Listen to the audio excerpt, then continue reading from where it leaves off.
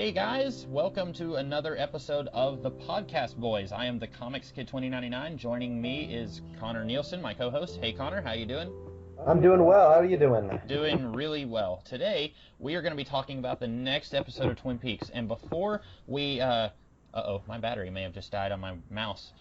Okay, that's fine. I was going to say something. Last week, I mentioned something in the podcast, and I did not have it pulled up. Actually, I've got batteries right here. You know what, guys? You're going to hear me putting batteries in my mouse while I talk. So last week, I mentioned that the episode numbers were weird on Wikipedia. I don't know if you remember this, Connor, but I mentioned that. So I looked it up on Wikipedia today just to make sure that I wasn't crazy, and it turns out that the pilot is more or less, it's not numbered. It's considered to be like episode 0. Okay, no, those batteries didn't work either. So on Wikipedia, I have it pulled up, but I can't look at it right now. The pilot is just, it's got a name, but it's not numbered episode 1. So our second episode of the Podcast Boys, we were calling it episode 2 because I assumed the second episode was episode 2, but actually that's episode 1 according to Wikipedia. So like it's weird. So this is the 4th episode of the Podcast Boys, but we're actually, according to Wikipedia, we're only talking about episode 3, but it is the 4th episode of Twin Peaks. Like it's weird. Like the pilot is not numbered, but I'm considering it the first episode because this is not a situation like where most of the time a pilot is, they throw it out there and it's more or less just bait to see if the network likes it, and then if the network does like it, then they make more episodes. But this was not that. This was a series where they made the first episode and then they made the next episode. Like they knew they were making more going into it. So it's weird that the pilot's not numbered. But if anyone is confused by what we are talking about here, we are talking about, if you will go on Netflix, the 4th episode in order on Netflix. So having said that, and amused everyone with me trying to fix my mouse. Having said all of that, Connor, do you want to tell us what happened in this episode of Twin Peaks? Sure. And I'm guessing George Lucas numbered these episodes? Yes, he did. He has an uncredited credit, or he actually will be doing the special edition of the Twin Peaks DVDs where Dale Cooper shoots first. Oh, yeah. Yes. So Twin Peaks, Season 1, Episode 4 is what I'll call it. Yeah. Rest in Pain. Whereas, some TV shows will have the wedding episode. This is the funeral episode. Basically, it kind of kicks off where Dale Cooper finds out that Audrey Horne is the one who slipped the One-Eye Jack clue under his door. A couple of was it last episode or a couple of? I think it was last episode. Yeah, it was last episode. Yeah, and so then what happens is he tells Lucy and Officer Truman about his dream and the clues that he was able to uncover from them, and then Albert Rosenfeld and the doctor, who is Donna's dad, I can't remember his name, but they have a big fight over what to do with the body, whether how to take care of a body once it's died. And then what happens is... Laura's body. Yeah, Laura's body. Yeah. And so then, from then on, it's kind of people preparing for the funeral. And then the funeral happens, and it's kind of a disaster. And then the episode almost kind of becomes a different entity entirely, where it kind of becomes about the secret society of the Bookhouse Boys. Which is where we get our name, the Podcast Boys. Yes, and... then we get this whole subplot about drugs coming into Twin Peaks, which has kind of been in the background, where Bobby and Laura were kind of into cocaine and everything, but that kind of naturally springs out of it. And then we get the absolutely most stereotypically offensive French accent that I've ever heard in my life from one of the Renault boys. I think it's Renard Renault, maybe, was his name? Yeah, Bernard Renault. So the Bookhouse Boys are able to capture him and question him because they think that Jacques Renault, who was mentioned in the second episode, because in the first episode, the pilot, he was the one who might have slipped a roofie into Big Ed's drink. Which doesn't make any sense to me. Like, I'm still trying to figure out, why would you roofie your own customers at a bar? Like, unless it's so that the plot can happen. It's so that the Bookhouse Boys can have a suspicion and they can like tackle this subplot, but it doesn't make any sense why Jacques would roofie him. But anyway, go ahead. Sorry. And then we find out that Catherine was took the second ledger from a safe and is hiding it, and then the light stays red, and that's the ending. Oh yeah, the traffic light Turns from green to red. Yeah. And then yeah, so once it turns from green to red, it almost becomes a different episode, and then it stays red. Yeah. And then it ends. Yeah, I'll let you here in a little bit. I'll let you talk about the light switches, or not the light switches, the traffic lights, because I've said before, I don't understand like themes and like what symbolism, none of that stuff means anything to me, so I don't really, when I see it, I'm just like, oh, it's another traffic light. Okay. So you probably liked this episode because it had a very little of Josie Packard. Yeah, but when we got Josie, oh my god, it was like a nuclear bomb of awfulness. And she's got that ridiculous early 90s haircut, and her hair is exactly the same as Harry's. There's a scene where they're about to kiss, and I was like, they have the same haircut. They do. His is a little longer in the back, but it's like it was the same do and everything. It was like, wow, how have I never seen that before? She was like, I'm matching you. We match. Okay, that sounds great, Josie. Now let's make out. Yeah, and I guess they were about to have sex right in the middle of the living room. Like, what happens when what's his name? The guy, Jack Nance. Not Ed. Pete. What happens when Pete comes down the stairs to go look for his tackle box in his truck? And they're like, I was like, go to your room. This is like, but anyway. Oh, I forgot to mention that Laura's cousin comes on it. Yes, that is going to be important later. And like we mentioned in the previous episode we recorded, in the dream that Dale had, the little person's cousin, who we both seem to agree is foreshadowing for Laura's cousin in this episode, she looks different. In the previous episode, she had long, straight blonde hair and no glasses. In this one, she's got a darker wig. I'm assuming it's a wig, or they dyed her hair, and she's got curly hair and glasses, big, huge 90s glasses. And she does show up for the funeral, and then for some reason she stays in town. Like, she becomes a character in the show for a little while. I maybe to help look after her aunt and uncle, who are both emotionally distraught, but especially her uncle. So you did like this episode, right? I really like this episode. Me too. I really like this episode. And from the beginning, there is a strong theme of duality present in this. From the beginning, we meet Dale Cooper, and he's talking with Audrey, and he's able to incorporate both police business and his personal life. Yeah. Kind of into that thing where he's like, being very personable, but also getting down to business. Yeah. Then what happens is they immediately go on over to the morgue, and then we have a discussion on what to do with the body. Yeah. And we have on one side, we have Albert, and on the other side, we have Donna's dad. And so right there's that sense of like, there's an argument being presented. We're seeing both sides of that. And then just like we're seeing, the town as a nice little small town, but we're also seeing, the underbelly of it all. That's really towards the end of it where we really start seeing that.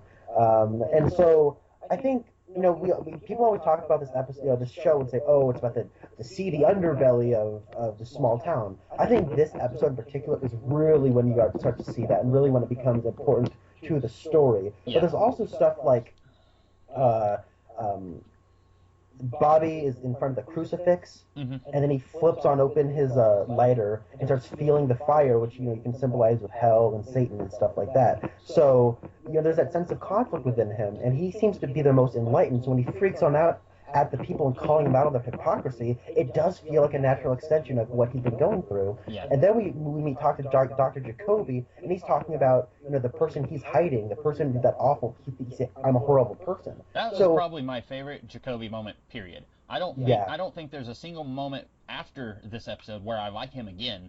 But for that 5 minutes where he's talking to Dale, I was like, why aren't we seeing more of him like this? Like when he's acting weird and he's got like the green, the almost like 3D glasses, right, and like the weird jackets and stuff. I'm like, that's a charade. Like that's a facade. And I get that he's putting that up, like he explains in this episode. He's putting forward that extension to make people think that he's a different kind of person. I get that, but after this episode, I wish we had seen more of him like what he is here, where he's talking with Dale and being very honest about who he is. Yeah. I think that the whole duality also comes back at the end in my "God bless you, Hawk" moment, Oh yeah. where he talks about the two souls, the multiple souls we have, and he talks about two. He talks about our living soul, but he also talks about our dream soul and how it wanders into the land of the dead. And so, And we saw a little bit of that last episode with Dale's dream when he goes into the Red Room, where possibly Dale's the old self, like that's not his physical body. That's like almost like astral projection. Like when you're Yeah. entering the Red Room, it's a second part of you. Yeah. It's something that this series has dabbled in a little bit, and will dabble in a lot more later on.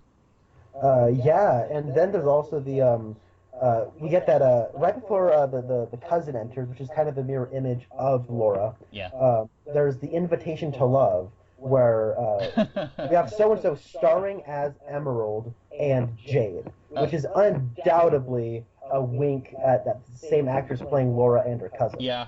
And do you know what I did? Whenever it started Invitation to Love, I would pause it and I would type in each air quotes actor's name to see if they were a real actor in real life. I thought, what if they took real soap opera actors and were using their names here? And like that'd be funny, but they didn't. They're not real. But yeah, and also when Laura's dad Leland is watching Invitation to Love, and the episode opens with Emerald and Jade. Their dad is saying things have just gotten so bad, I'm just going to end it all. And he's in a state of despondency. So is Leland. And also, I mean, we've talked many times about how this series makes use of comedy and like really serious drama. That scene is dramatic because it's dealing with a guy on the TV who's talking about killing himself, and also Leland is just in a bad spot emotionally, and rightly so. But at the same time, the way that line was delivered, the character on Invitation to Love says, "My dearest daughter Emerald and Jade." Like he pauses, and it was the same way they said so and so starring as Emerald and Jade. And like when he said that, I was like, oh, okay, that's funny. And I laughed, but then I'm going right back to feeling kind of bad because it's a sad scene. Yeah, but it's also nice, like, it's kind of like the whole Watchmen Black Freighter thing, where in that, comic, there's a comic that's commenting on its story, the comic within the comic, and this we have a TV show within a TV show, a soap opera within a soap opera that is, pulling the layers on the story we are currently watching. Yeah. So that's a device I've always been fond of, and I think as we continue to watch this, we'll be paying a lot of attention to Invitation to Love. Oh yeah. What I liked about this episode, getting a little bit away from like thematic stuff, in our previous episode when I first started talking about it, and as I said in our last recording, I was not much of a fan of the previous episode when we first started talking about it, but then by the end of our recording, I liked it a lot more. You had kind of helped me come around on it. In this case, I liked this episode, but it's almost sort of guilty of some of the same things the previous episode was doing. There's a lot more plot stuff going on here than there was in the previous one, but this episode has a ton of characters in it, but I don't mind here because they're all kind of going towards the same event. You get to see a scene of Ed and Nadine talking, and you get a scene of Leo going to rescue Jacques Renault, and then you get a scene of Bobby and his dad talking, and the scene of Donna's dad getting in a fight with Albert, which... Go Donna's dad. I didn't think a guy... He's older, a little bit older. You wouldn't think he'd be getting in a fist fight with a federal agent, but hey, yeah. That was pretty cool. But like, all of this stuff is leading towards one event where every character in the show except for Albert is at the funeral. I'm pretty sure Albert's not there, and I'm pretty sure every other character is except for in Dr. Jacoby, but he's there later.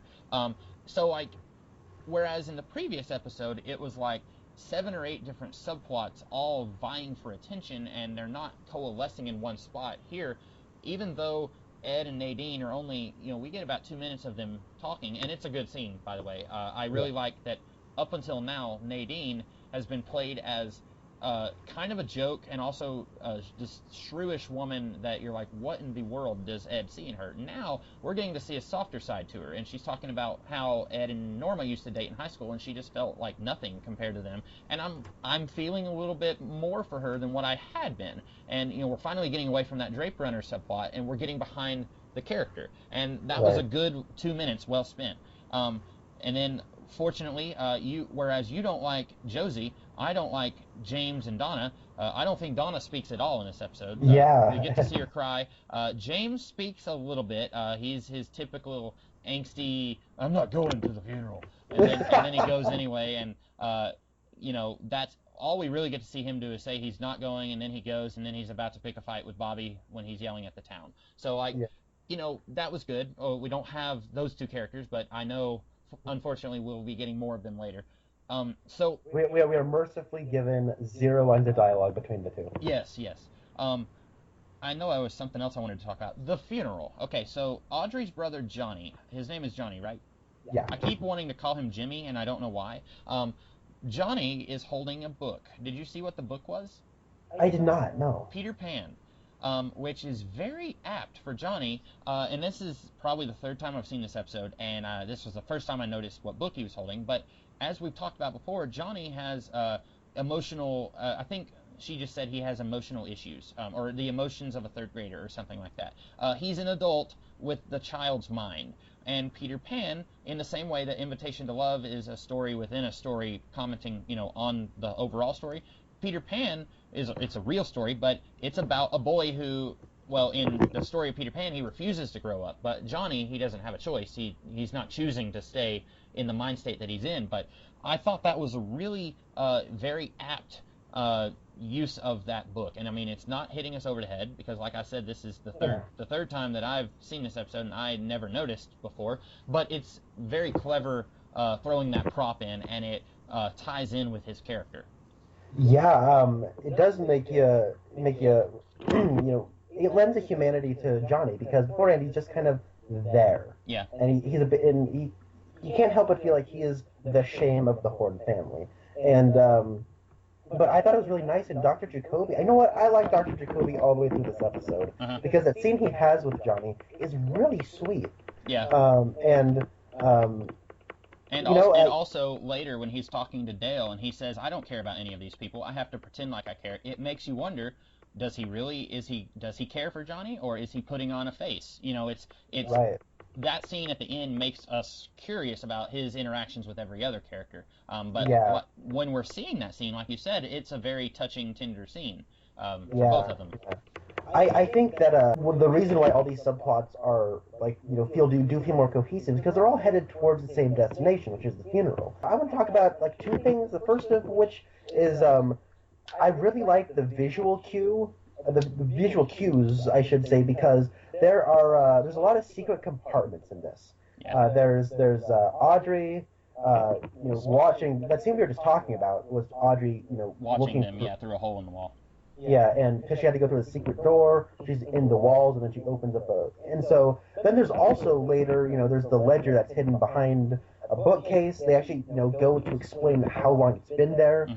Then we see that Catherine has a secret, compartment of her own that she's hiding the second ledger in. Like there's a lot going on there. Shelley has a gun that she's hiding from Leo. Yeah, that's another little plot element that we are introduced to here is how she's buying a gun. The same place that she's hiding the shirt is the same place she's hiding that gun. Is in a secret compartment, and so I think that's a nice way to kind of enter us into visually how there's a secret underbelly to this small town, but at the same time we're seeing this character by character how they have their own secret compartments. And then furthermore, it's also feeding on the innocence of Dale Cooper, who now is just like, I love it here, and he's all open and he's thinking about buying real estate up here. So there's a really nice dramatic and character stuff going on just through these visual cues. And then the second thing I wanted to talk about was the funeral, but we'll get to that later, definitely. I love Albert. I know we've talked about him, and I've said before that I wish that we could have had just the FBI set in the world of David Lynch. I think that could have been really amazing.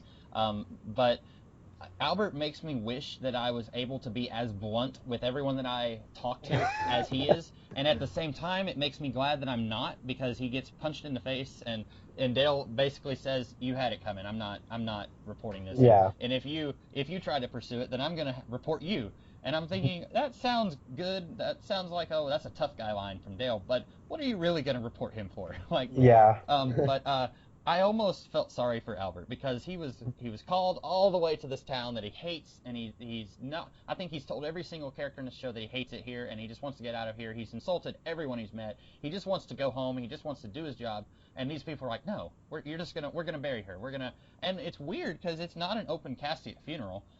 They closed the casket, so like I'm not gonna say that I condone cutting her open and doing a really brutal autopsy, but normally in a murder case you would do an autopsy. You would cut her open. And so it's weird that Donna's dad is like, no, you're not cutting her open. Don't you have a soul?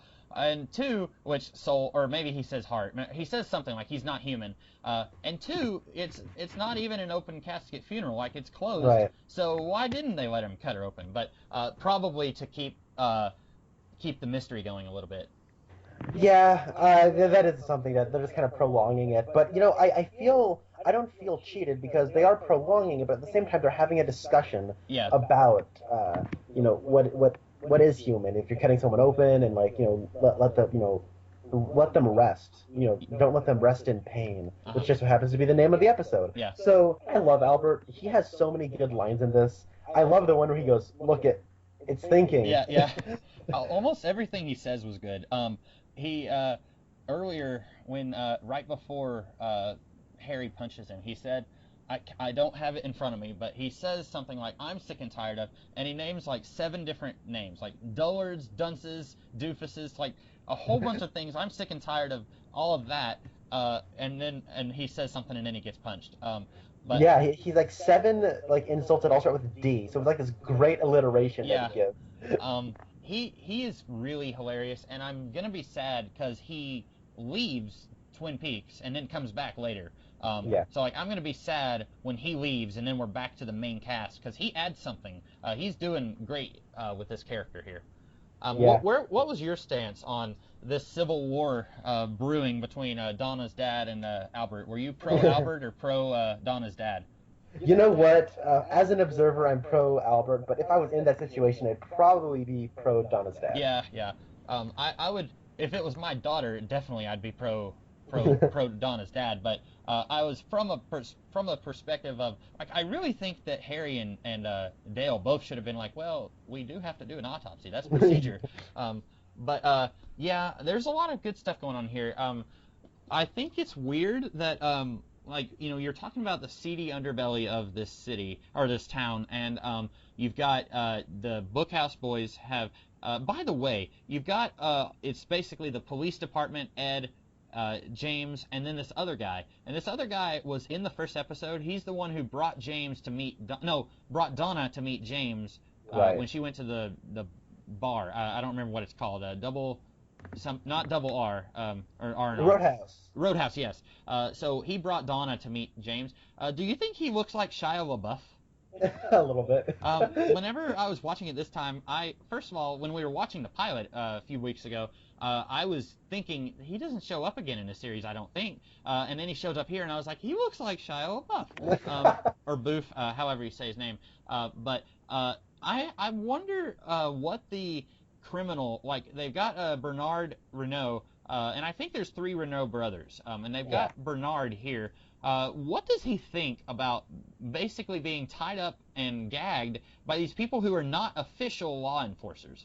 Because the police get there, and Shia LaBeouf and James are there holding this guy.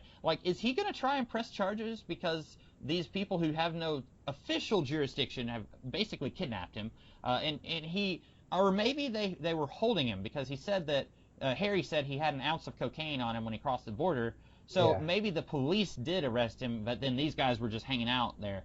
But I think they did kidnap him. Yeah, okay. That's kind of what I thought. But I am curious what the rest of the town thinks of the Bookhouse Boys. Is this a thing where everyone knows about it and they just turn a blind eye, or do just a few people know about it? Because Ed is very hesitant to let Dale in on this secret. Of course, Dale pretty much, well, he doesn't know about the Bookhouse Boys, but he's more or less, he's entrenched in this already. And I really love that they made a bet on whether Dale would be able to figure out that Ed and Norma are a couple. And like That was a great moment, yeah. and Norma comes and she just says, "Hey, what can I get you guys to eat?" And Dale says something. She's like, "Okay, I'm coming right up." And she looks at Ed, but it's not like a very revealing look. And then Dale knows. He's just like, "Well, how long have you been together?" And then Harry just says, "You're paying Ed." Because when we cut to that scene, Ed is saying, "I'm telling you, Harry, I don't think he's going to be able to figure this out." And you're thinking they're talking about a murder or they're talking about a case. They're talking about something important. And then he says, "I'll tell you what, I'll bet the check on that. You will pay if you're wrong." And then it ends up being this really frivolous thing. I thought that was a good little moment for all of them.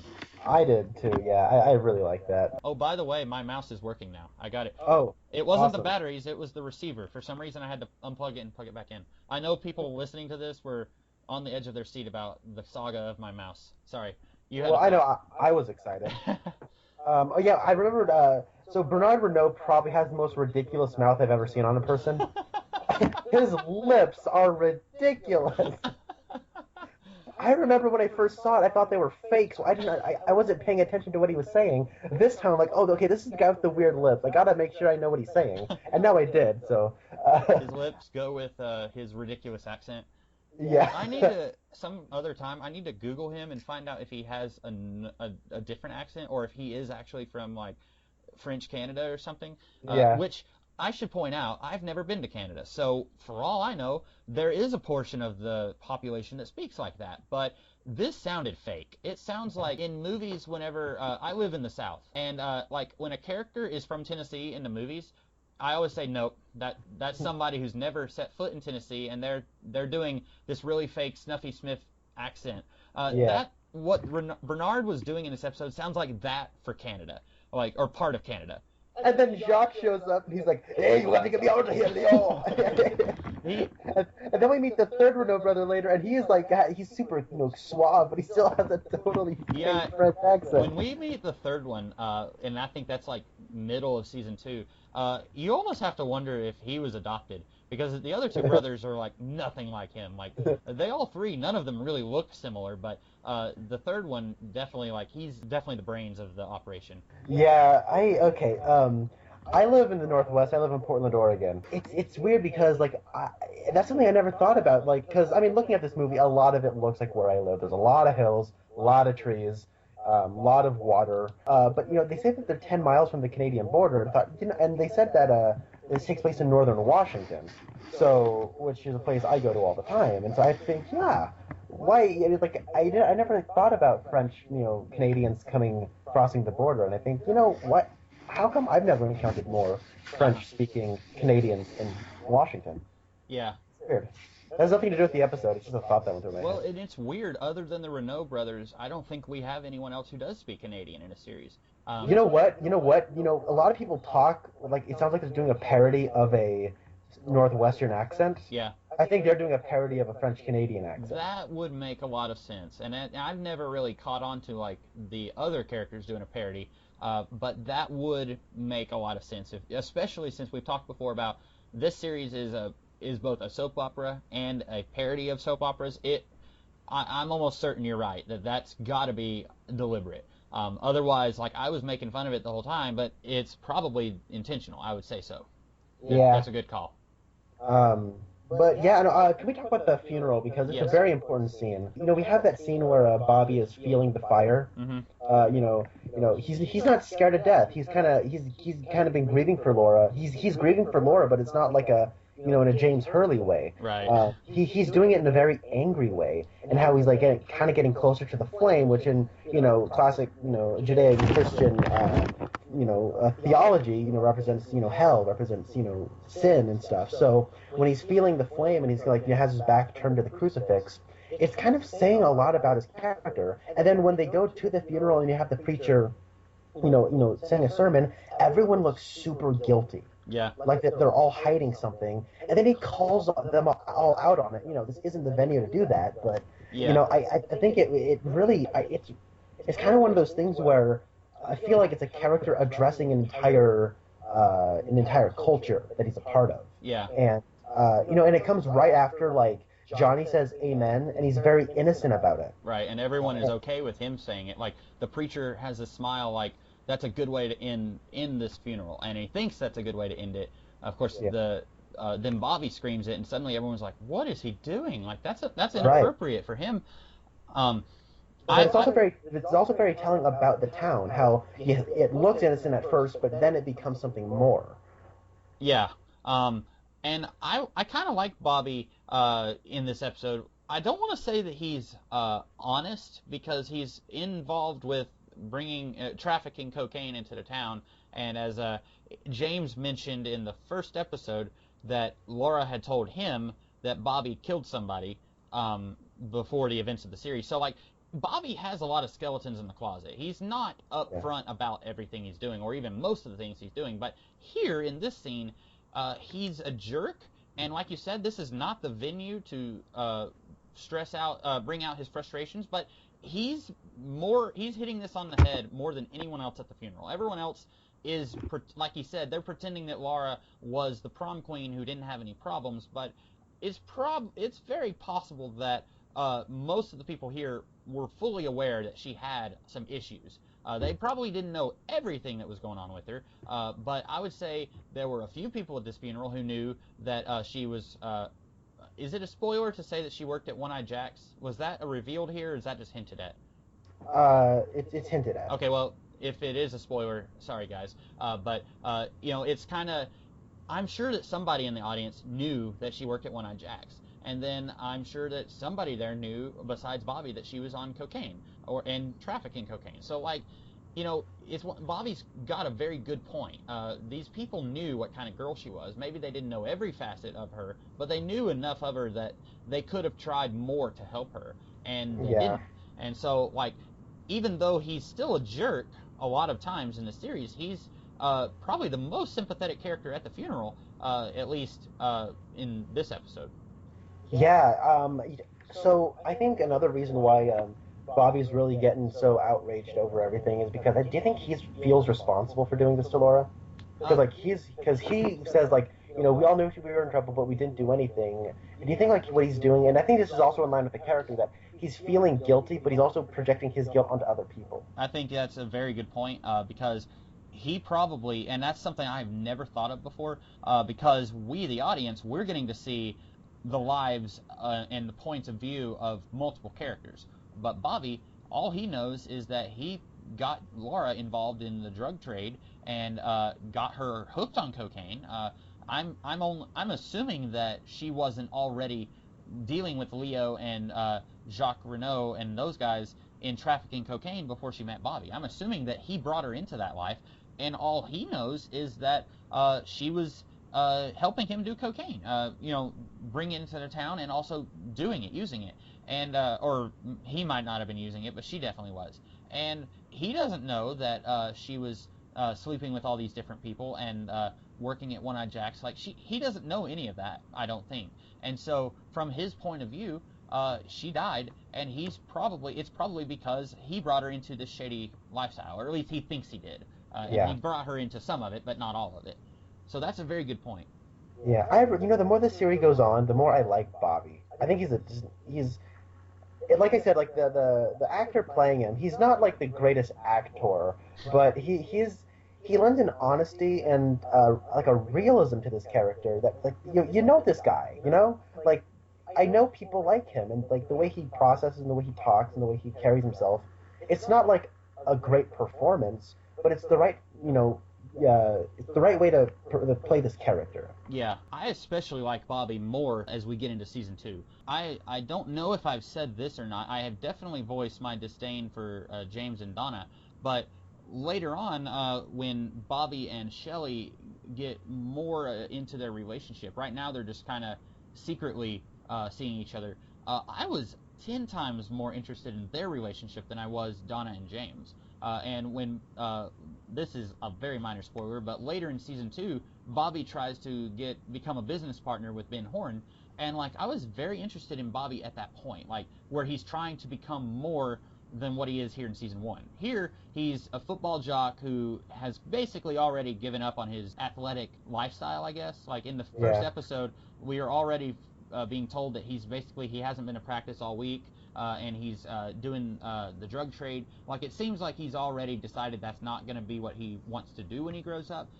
So we're getting to see that with his character in season 2, where he's trying to find out what he does want to do when he grows up.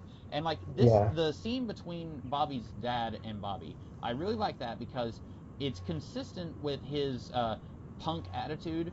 He's being a little bit flippant, a little bit rebellious, but at the same time, he's not completely tuning out his dad. His dad is imparting a lot of wisdom onto Bobby, and Bobby is listening. He may not be ready to accept everything that his dad is saying, and especially when his dad says, "Don't be afraid," and Bobby kind of starts screaming, he's not fully ready to accept everything his dad is saying, but he is at least having a dialogue with him, which is very, very interesting stuff. Like you, I like Bobby quite a bit, and this is not my favorite moment of Bobby. We'll get to that. Oh, it's going to be somewhere late in season 2, I think, and I can't wait to get to that, because it's my favorite Bobby moment is another Bobby moment with his dad. But I like the moments that Bobby has with his dad. I do too. I didn't say this for last episode, but there's a part, like the last time we saw Donna and James, spewing "I love you" at each other, Donna says, "Oh, James," and for a second I thought I was watching a James Bond movie. That has nothing to do with the episode. I remembered that. And so in season 2, I don't know how far you got in season 2, but James leaves Twin Peaks for a little while. What they should have done, instead of what they actually did, they should have had him go all the way to Great Britain and get involved in a terrorism plot, and he's taking orders from Q Branch and in the MI6. Like, we should have just had James from Twin Peaks be in a James Bond plot. That would be awesome. But yeah, so Donna, we I think, is it next episode or the episode after that, we get like a Jacoby-esque scene from this episode with Donna where she's at Laura's grave. But the thing with Donna, though, is she has nothing to do in this episode. So I don't know if this is like fair criticism for right now, but this is just a character that should work more than she does, and she just doesn't work very well. I think the problem with both Donna and James, and I think I said this at one point, I know I said it while we were talking to each other, I don't know if we were recording when I said this, but I like the idea of, you've got these two people, James and Donna, who without Laura, they wouldn't have really known each other. I don't think they would have really hung out in the same circles, but because they were both friends with Laura, they came to know each other and like each other, and then after Laura died, then they start this relationship with each other, and it's born out of their grieving for their mutual friend, but then they're also forming a bond with each other past that grieving. I like that idea. It reminds me a little bit of, I don't know if you read any of this, but in the mid-2000s, DC Comics, when they did their 1 year later after Infinite Crisis, Superboy was briefly killed, and Robin and Wonder Girl, Robin was Superboy's best friend, and Wonder Girl was dating Superboy, and then I'm pretty sure after that, Robin and Wonder Girl kind of sort of became a couple. I don't know if it lasted very long. I'm pretty sure, if not a couple, they at least became closer friends. And it reminds me a lot of that, and I was really interested in that also. And I like it here. The problem is, like you said, they should work better than what they do. Their whole mission, it hasn't really started yet. I think it starts more in earnest once they get to talking to Maddie, Laura's cousin. But their whole goal was solving the murder. Basically, while you've got Harry and Dale and the Bookhouse Boys, they're doing their thing. These two, separately with Maddie, their goal is to find out who killed Laura. And the problem with that is, A, emotional, teenage, angsty stuff kind of gets in the way of that, and B, halfway into season 2, that whole story is solved. So at that point, these two characters have nothing to do anymore, except for just what I call filler plots. Later in season 2, we get a lot of filler plots, and they were kind of taking up screen time when I didn't really feel like they needed to be on the screen. Okay, yeah, so as of right now, though, I think the reason why they're not working is you got a great idea for a premise for a relationship, and all they do is just, like, sit down and talk to each other. They're not actually doing anything yet. Yeah. It's like they're just, like, talking about how much they love and talking about memories. We don't actually see them doing anything together, so it's hard to buy them as a couple. Exactly. It's kind of like your criticism about the Sawmill plot. How a couple episodes ago we have a whole lot of talking about the plot, but not a whole lot of doing. And then in this episode, you were probably happy, and I was too. We don't have a lot of that talk. In fact, all we have is Josie telling Harry that there's a second ledger, and then Catherine yelling at Pete, telling him to be a man. It's very similar to that, where you said that, we don't get to see a lot of action. It's just a lot of characters talking about action.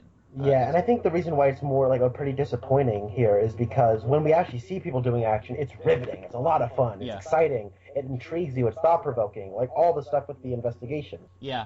Let's talk a little bit about Audrey and Dale. I asked you this one time. I don't remember if it was the last time we recorded or the time before that, but you like the chemistry between these two, right? Yeah. I like it too. I think they have really good chemistry, and I'm assuming that what's this actress's name? Cheryl Flynn? Sherilyn Fenn. Okay, I was close. Yes. She, I am assuming, is older than the character she's playing. I think she was not a teenager when this was going on. I'm assuming that none of these people were teenagers. I would concur with that statement. James looks like he's like 30. He doesn't look like he's in high school. But at least Donna and Audrey look like they could potentially be high school students. But she looks, I think that she's probably in real life was a lot closer to his age. But I was trying to figure out how old Dale Cooper would be, and he'd have to be like in his mid-30s probably. And then she's probably 17 or 18, the character. And it's weird to me. It's always, every time we get a hint of a possibility of a romance between these two, I'm always like, ugh. In this one, when he looks at her writing her name, because as soon as he sees her at the very beginning of the episode, she's waiting for him, and he says, would you write your name on this paper? Because he suspects that she wrote the note that said go to One-Eyed Jack's, or check out One-Eyed Jack's. And when he's talking to her about it, he says, the slant in your handwriting, it indicates that you have a romantic interest, or something like that. There's a romantic element, or something. And then he doesn't get to follow up on that because Harry and Lucy come in, and then he says, you need to leave, I have to talk police business. But when they're talking about that, and she's like, oh, it does? And I'm just like, oh, this is weird. But at the same time, I would be very interested in seeing these characters be in a relationship if she was playing someone her own age. Yeah. That whole scene, like, I like it, but the thing is, like, it has just the right amount of awkwardness that kind of relationship potentially would have. Yeah.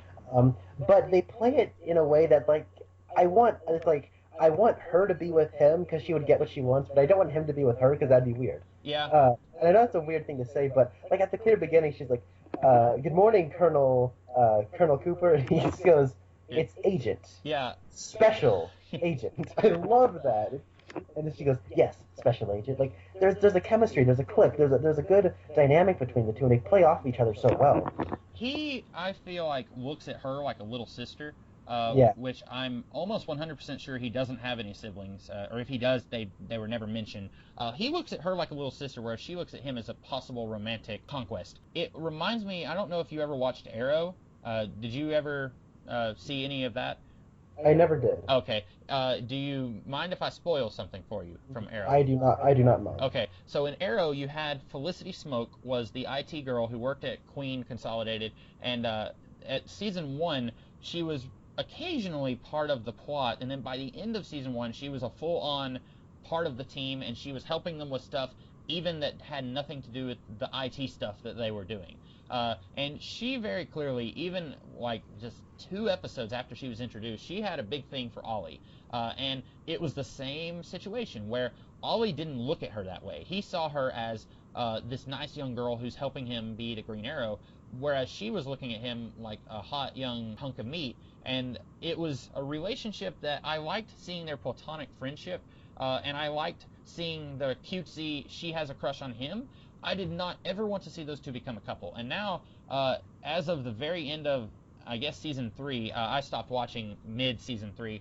I think as of the end of season 3, they are a full-on couple, like, in every sense of the way. And in season 4, they still are. And it's weird because I never saw them that way. I never saw any indication that Ollie had a thing for her. And it's the exact same thing here. I never really picked up on it until we started talking about it now, that it's the same dynamic, where she has a thing for him, but he likes her, but not in that way. Yeah, that's a fair statement. I actually think that these two have a better chemistry, though, than those two actors, though. Well, I don't really have much to say about this episode, do you? I have one other thing that was just floated into my mind when we were talking about them at the breakfast table. So at the end of the previous episode, he says, Harry, I know who killed Laura Palmer. No, it can wait until the morning. And then we end the episode, and it's like a big, oh boy, who did it? And then he tells them the dream, and then, so who did it? I don't remember. And, like, I'm just like, no! You could have told him on the phone last night! And, again, it's one of those things where they don't want the series to end after 4 episodes, and if they reveal who killed Laura Palmer now, a lot of people are going to stop caring. And I feel like that's kind of what happened anyway when they did reveal who killed her. But it's one of those weird things where there's no character reason why Dale would say, no, I'll tell you tomorrow morning, and then he goes to sleep and he forgets. I was thinking when we were talking about the episode last time, I was thinking, okay, when he's calling Harry, what he's saying is, I know who killed Laura Palmer. He's talking about the ghost, Mike and Bob. He knows that these demons were responsible, or this one demon. But here, it seems to indicate that at the time he did know, and then he forgot. It's a really weird, and also, he's talking about his dream, and apparently, in the dream, Hawk called him. That's kind of what it seemed like, but when we were talking about the episode, I was under the impression that when Hawk called him and said, there's a one-armed man, and I didn't catch him, and then Dale said, okay, you can do it. And then he goes to sleep. That was kind of what I took from it, but here, it sounded like he was saying that Hawk calling him and saying, there's a one-armed man, it sounded like he was saying that was part of the dream. I'm not sure if that was just a mistake on my part, or a mistake on the episode's part. Like, it's very possible that I just misread that, and misheard it. Maybe, because, sometimes, like, when I'll be reading, like, a comic before I go to bed, I'll go to sleep when I'll be reading when I'm really tired, then I'll go to sleep and I'll wake up and I'm like, oh man, what did I read? I kind of felt like I dreamt that. Oh, yeah. Dreamt reading that. So I don't know if it's kind of blending that, or maybe you just read it wrong. Yeah, that's possible, because and then later in the episode, Hawk is saying, we can't find that one-armed man, and Dale says, keep looking. And then I'm thinking, well, did it really happen? Did Dale, in between scenes, did he tell Hawk to look for that guy? Or and it's not a big deal. Like, it's not a weird plot hole or anything like that. It could be like what you said, like Dale was misremembering what was the dream and what wasn't. But yeah, I liked this episode a lot more than the last one, and even the last one, by the time we were done talking about it, I was much more on board with it than I had been. But I don't think I had any problems with this episode, really. I was overall, all the characters that I'm not a huge fan of had very little to do, and the characters that I like quite a bit got to really shine here. Even some of the minor characters like Johnny and Dr. Jacoby got to shine quite a bit here. That's about all I have to say, I think.